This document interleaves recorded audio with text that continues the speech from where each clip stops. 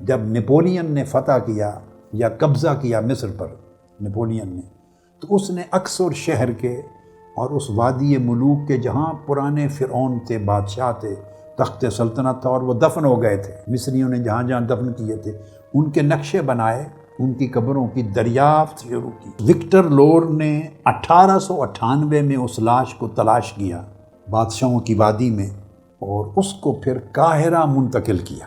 Doctor مورس بیوکیل، یہ ایک فرینچ سرجن تھا، بہت بڑا نامور سائنٹسٹ، اس نے مصری گورنمنٹ کو ریکویسٹ کی کہ مجھے اور میری ٹیم کو اجازت دی جائے تاکہ ہم آ کے اس لاش کے جسم کا جائزہ لیں اور جو ڈھکے ہوئے حصے ہیں ان پر تحقیقات کریں اور مزید اس کے اوپر کسی نتیجے پر پہنچنے کی کوشش کریں۔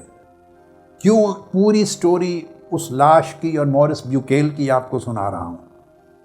ہم اس پتے تک پہنچ رہے ہیں، خدا کو کیوں مانیں۔ آئیے، جیسے میں نے کہا تھا کہ مصر چلیں، اور جس شہر میں آپ کو لے جا رہا ہوں مصر کا، اس شہر کا نام ہے اکسور۔ انگلش میں اس کو لکسور بھی کہتے ہیں، LUXOR، لکسور۔ عربی میں اس کو اکسور کہتے ہیں۔ آئیے وہاں چلتے ہیں، اور سن ہے 1898 جہاں آپ کو لے جا رہا ہوں۔ 1898 آپ کو لے جا رہا ہوں، میرے ساتھ چلیے۔ یہ وہ جگہ ہے جو یوسف علیہ السلام سے لے کر موسیٰ علیہ السلام اور بعد کے زمانوں تک جو مصر کے فرعون تھے، فرعون، ان کا تخت سلطنت تھا۔ یہ شہر قاہرہ نہیں تھا، قاہرہ آج کیپٹل ہے، بعد میں بنا۔ اس وقت پرانے یعنی قدیم مصر کا کیپٹل اکسور تھا۔ 1898 کا سال ہے۔ ایک شخص وہاں جاتا ہے، اس کا نام ہے وکٹر لور۔ وکٹر لور لکھنے میں لوریٹ لکھتے ہیں، فرینچ ہے، فرانسیسی، مگر بولنے میں لور بولتے ہیں، ٹی سائلنٹ ہے۔ وہ پہنچتا ہے اکسور شہر میں، اس کو علاقے کو بادشاہوں کی وادی کا نام دیا جاتا ہے، وادی ملوک، بادشاہوں کی وادی۔ اس میں زمین کی کھدائی کا عمل جاری تھا۔ آلموسٹ 1799 سے، میں تھوڑا سا اس کی بیک گراؤنڈ بتا دوں، 1799 یعنی 1800 سمجھ لیں تو 1800 کا مطلب ہو گیا کہ 225 سال پہلے جب نپولین نے فتح کیا یا قبضہ کیا مصر پر نپولین نے، تو اس نے اکثر شہر کے اور اس وادی ملوک کے جہاں پرانے فرعون تھے، بادشاہ تھے، تخت سلطنت تھا اور وہ دفن ہو گئے تھے، مصریوں نے جہاں جہاں دفن کیے تھے ان کے نقشے بنائے، ان کی قبروں کی دریافت شروع کی۔ یہ عمل پھر 1816 کے کچھ لوگ بھی کرتے رہے۔ 1816 میں لوگ جو زمینوں کو کھودتے ہیں اور تلاش کرتے ہیں، پھر 1821 سے 1832 تک یہ عمل پھر جاری رہا۔ چلتے چلتے یہ پورے 100 سال کا عمل تھا، 100 سال، یعنی آپ 1800 سے لے کر 1898 تک آلموسٹ 100 برس کے قریب گزر گئے تھے۔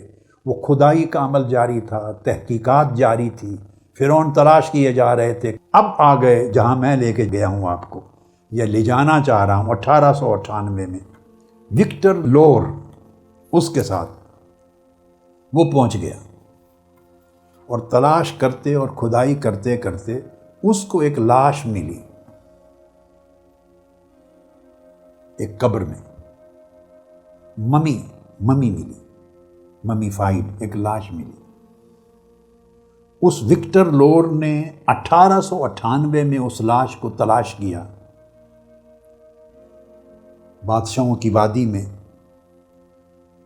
اور اس کو پھر قاہرہ منتقل کیا، جو موجودہ مصر کا کیپٹل ہے۔ جب قاہرہ منتقل کیا تو وہ 1898 سے 1907 تک وہیں رہی. اس کے بعد بھی وہیں ہے، آج تک وہیں ہے. مگر 8 جولائی 1907 ابھی یہ کسی کو معلوم نہیں ہے کہ یہ لاش کس فرعون کی ہے. وہاں تو کئی فرعون تھے نا، اور سب کی ممیز بنتی تھی، کسی کو معلوم نہیں. تاریخ آ گئی 8 جولائی 1907. ایک اور سائنٹسٹ جو ممیز کا اسپیشلسٹ تھا اس فیلڈ کا، اس کا نام ہے ایلیٹ سمتھ. ایلیٹ سمتھ پہنچتا ہے 8 جولائی 1907. حکومتی کوششیں جاری ہیں تحقیقات کے لیے اس لاش کے اوپر ریسرچ. اس نے اس لاش کے جسم سے غلافوں کو اتارا اور اس کے جسم کا جائزہ لیا. اس نے پھر 1912 میں ایک کتاب لکھی رائل ممیز کے نام سے. رائل ممیز 1912 میں یہ کتاب چھپی. اس نے اس کتاب میں اس لاش کا پورا تذکرہ اور تاریخ لکھی اور بتایا کہ یہ بالکل تسلی بخش حالت میں سیف اور سیکیور تھی. اس کے بعد پھر اس لاش کو ضرورت فیل کی حکومت نے کہ اس پر تحقیقات کی جائیں. اب میں جس شخص کا نام بتانے والا ہوں وہ ایک فرینچ سائنٹسٹ تھے، بڑے نامور فرینچ سائنٹسٹ. بیسیکلی وہ بہت بڑے ڈاکٹر اور سرجن تھے. ان کا نام تھا، فرینچ لینگویج میں مورس بیوکائے کہتے ہیں، مگر انگلش میں میں آسانی کے لیے نام لوں گا مورس بیوکیل. انگلش میں اس کا تلفظ بنتا ہے ڈاکٹر مورس بیوکیل. یہ ایک فرینچ سرجن تھا، بہت بڑا نامور سائنٹسٹ. اس نے مصری گورنمنٹ کو ریکویسٹ کی کہ مجھے اور میری ٹیم کو اجازت دی جائے تاکہ ہم آ کے اس لاش کے جسم کا جائزہ لیں اور جو ڈھکے ہوئے حصے ہیں ان پر تحقیقات کریں اور مزید اس کے اوپر کسی نتیجے پر پہنچنے کی کوشش کریں. چنانچہ اس مورس بیوکیل جو ڈاکٹر اور فرانس کی تاریخ کا چوٹی کا نامور بہت بڑا سرجن، بہت بڑا سائنٹسٹ، اس کو اجازت ملی جون 1975 میں، جون 1975 مصر کی گورنمنٹ نے اجازت دی اور وہ خود اپنی اس کتاب میں، یہ کتاب میرے ہاتھ میں ہے، the Bible, the Quran and science. وہ پوری دنیا میں اپنی اس کتاب کی وجہ سے مشہور ہوئے تھے، یہ پوری دنیا میں. اور پچھلی صدی میں قرآن اور سائنس پر اور اس کے ساتھ بائبل کو بھی ملا کر، مگر میجر قرآن اور سائنس تھا، اس پر کمپیریٹو اسٹڈی کے سبجیکٹ پر لکھی گئی اپنی نوعیت کی بڑی منفرد کتاب تھی، پہلی چند کتابوں میں سے. یہ خود اپنا حال لکھتے ہیں، خود. میں ان کی اسی کتاب کی روشنی میں ہی آپ کو بتا رہا ہوں ان کی سٹوری، ان کی اپنی سٹیٹمنٹ. وہ بیان کرتے ہیں کہ مجھے جون 1975 میں اجازت ملی اور میں اقصر وادی میں پہنچا اور یہ بھی اجازت لی کہ میں اس کے فوٹوز بھی بنا سکوں. تو اس کے فوٹوز بنانے کی اجازت ملی. یہ ممی یعنی یہ لاش 3000 سال سے زیادہ مدت سے وہاں محفوظ تھی. اور وہ کہتا ہے کہ ایک سادہ سے شیشے کے کیس میں رکھی ہوئی تھی 3000 سال سے زائد. انہوں نے کہا جون 1975 میں کہ اس کی تحقیقات کریں، تو اس کے سینے کے اندر کے حصے کی تحقیقات کی گئی. سینے کے اندر کے حصے کی، اس کے پیٹ کے اندر کے حصے کی تحقیقات کی گئی، پیٹ کے اندر کے حصے کی۔ ان کے ساتھ ایک پوری ٹیم تھی۔ وہ ان تحقیقات کے لیے ان کو فرانس پر منتقل کیا گیا۔ پہلے انہوں نے وہاں تحقیقات کی، پھر بعد میں فرانس منتقل کرنا پڑا، کیونکہ اس کے لیے advance machinery, research, computer, microscopes اور بہت سارے لیبارٹریز کی ضرورت تھی۔ مورس بیوکیل کی سربراہی میں وہ پوری کمیٹی اس فرعون کی لاش پر تحقیقات کرنے کے لیے اس کو ایجپٹ سے، مصر سے منتقل کیا فرینچ مونیومنٹ سینٹر میں۔ بڑے بڑے نامور آرکیالوجسٹ وہاں تھے، سرجنز تھے، اناٹومسٹ تھے۔ انہوں نے اس ممی کی، یعنی اس لاش کی جو پریزرو کی ہوئی تھی، اس پر تحقیقات کا عمل شروع کر دی۔ یہ وہ فرعون ہے جس کی تصویر سکرین پر آپ دیکھ رہے ہیں، جس پر تحقیقات ہو رہی ہیں۔ یہاں سے وہ بات کیوں لے کے گیا ہوں اکثر آپ کو اس وادی میں، کیوں پوری سٹوری اس لاش کی اور مورس بیوکیل کی آپ کو سنا رہا ہوں۔ ہم اس پتے تک پہنچ رہے ہیں، خدا کو کیوں مانیں اور مذہب کو کیوں اپنائیں، اور پتہ کہاں ہے اور کیا ہے خدا کا، اس تک پہنچ رہے ہیں۔ ڈاکٹر مورس بیوکیل وہ بیان کرتے ہیں، اور میں آپ کو یہ بتا رہا ہوں کہ تحقیقات ہوتی رہیں، انہوں نے اس کے فوٹوگراف بنائے 1975 میں ہی۔ کہتے ہیں شاندار قسم کی ریڈیو گرافک سٹڈی کی، ان کے ساتھ اور ڈاکٹرز بھی تھے، ان کے نام لکھتے ہیں، وہ فلاں فلاں فلاں ڈاکٹر تھے۔ اس کے پیٹ کو سٹڈی کرنے والے ابڈومن کے پیٹ کے ماہرین تھے، اس کے سینے اور لنگز کو سٹڈی کرنے والے سینے اور لنگز کے پھیپھڑوں کے ماہرین تھے۔ جسم کے جس حصے کی تحقیقات ہو رہی تھی، اسی کے ماہر سائنسدان، سرجن اور اسپیشلسٹ ڈاکٹر موجود تھے۔ اینڈوسکوپی کی جا رہی تھی، اس کی اینڈوسکوپی کی، اور جدید ترین ٹیکنالوجی کو استعمال کر کے اس کے اوپر اپلائی کر رہے تھے۔ پھر اس کے فوٹوگراف بنائے اور جدید تحقیقی ذرائع کے مطابق اس کی اور تفصیلات معلوم کی۔ یہاں آ کر اس نقطے پر جس پر میں آپ کو لانا چاہتا تھا، جہاں آ کر ڈاکٹر مورس بیوکیل چکرا گئے، یہاں سے پتہ ملنا شروع ہو رہا ہے رب ذوالجلال کا۔ چکرا گئے۔ تحقیقات کے دوران وہ بیان کرتے ہیں اپنی کتاب پیج 240، یہ انگلش کی کتاب ہے، دوبارہ دکھا رہا ہوں، Bible, the Quran and science. اس کے صفحہ 40 پر وہ خود لکھتے ہیں، اس کا اردو ترجمہ بھی اویلیبل ہے دنیا میں۔ ایک نتیجے پر وہ پہنچ گیا ساری تحقیقات کر کے کہ یہ شخص، یہ فرعون جس کی لاش کی ہم نے تحقیقات مکمل کی 1975 میں، اس نے کہا کہ اس کی ڈیتھ سمندر میں غرق ہونے سے ہوئی تھی۔ اس کی موت سمندر کے اندر واقع ہوئی تھی۔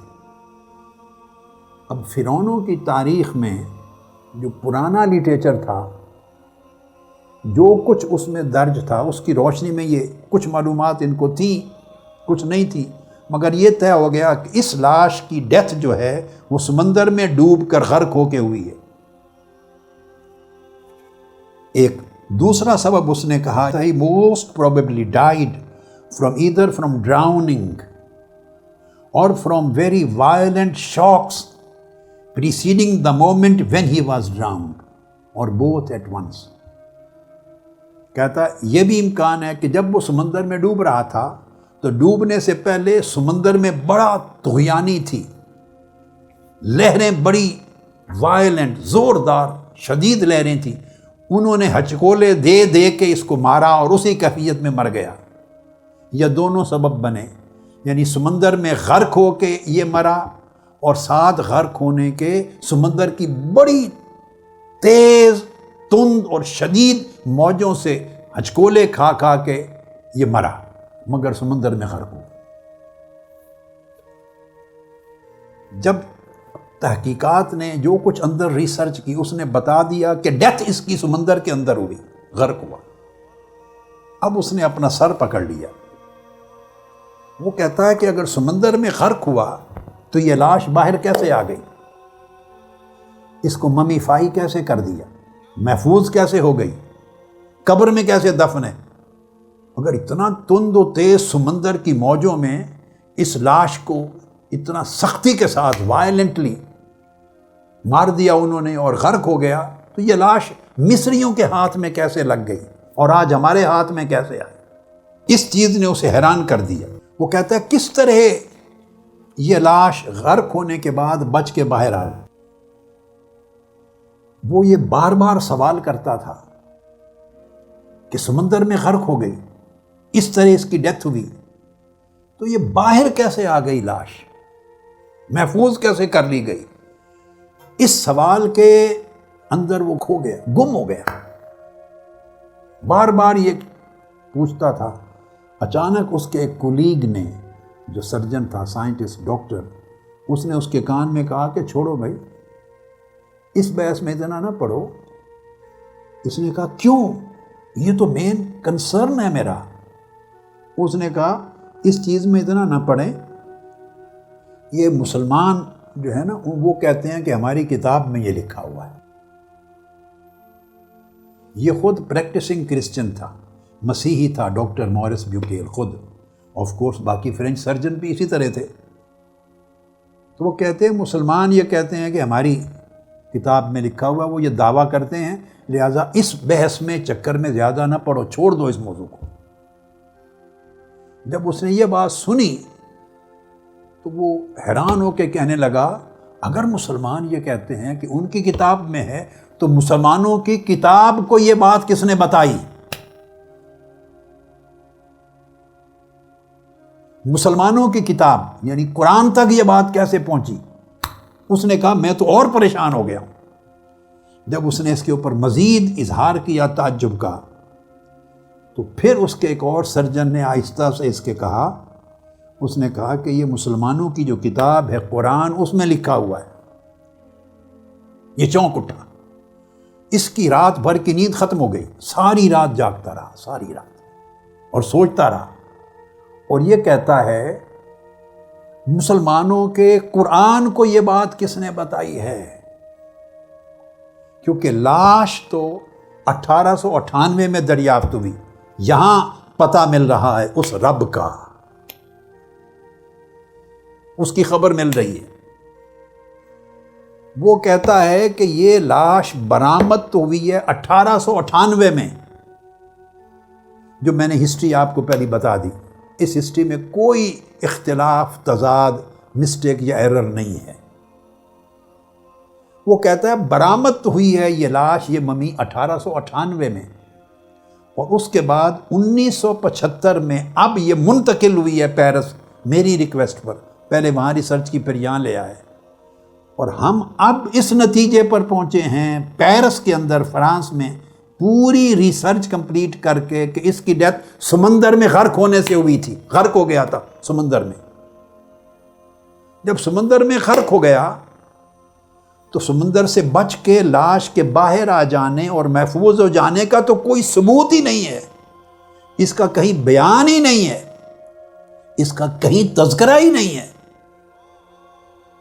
تو وہ یہ پوچھتا تھا کہ مسلمانوں کے قرآن میں اگر یہ ہے، وہ پہلے یقین نہیں کرتا تھا، وہ کہتا تھا یہ ایسے گپ ہے، ایسے دعویٰ کیا ہوگا، ممکن نہیں۔ مسلمانوں کی کتاب کو کس نے بتا دیا؟ وہ کہتا ہے مجھے آج پتا چلا، مجھے آج 1975 میں پتا چلا کہ یہ وہ فرعون ہے جو حضرت موسیٰ علیہ السلام کے تعاقب میں اپنا لشکر لے کے جا رہا تھا، کیونکہ کوئی اور فرعون تو سمندر میں غرق نہیں ہوا۔ تاریخ میں ایک بات تو ثابت ہے، حضرت موسیٰ علیہ السلام اور بنی اسرائیل کے پیچھے گیا اور بحر کلزم میں داخل ہو گیا اور وہیں غرق ہو گیا۔ وہ کہتا ہمارے نالج میں تو یہ ہے کہ یہ سمندر میں غرق ہو گیا تھا اور ختم ہو گیا، اس کے بعد اس کی لاش آج ہمارے ہاتھ میں کیسے پہنچ گئی، محفوظ کیسے ہو گیا، اس کی ممی کیسے بن گئی؟ اس نے کہا یہ گیپ ہے اور یہ ہو نہیں سکتا کہ مسلمانوں کی کتاب میں یعنی قرآن میں یہ لکھا ہو۔ اس نے کہا اس کا نالج ہی کسی کو نہیں تھا۔